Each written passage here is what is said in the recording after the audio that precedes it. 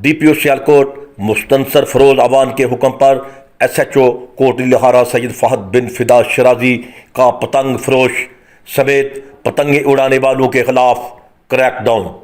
पंजाब हुकूमत की kite flying act के हिकामात पर सख्ती से अमल दरामद होगा।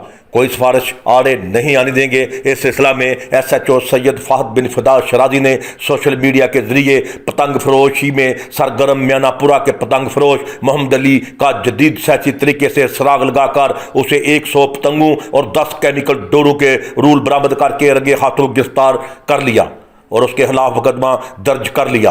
SHO सैयद फहद बिन फिदा शराजी ने नुमाइंदा Sialkot red news doctor Zulfiqar Ali Bhatti से गुफ्तगू करते हुए कहा कि जिन वालिदैन के बच्चों को इन कातिल डोरों ने हलाक कर दिया है, ये वाक़यात उन वालिदैन के लिए क़यामत से कम नहीं।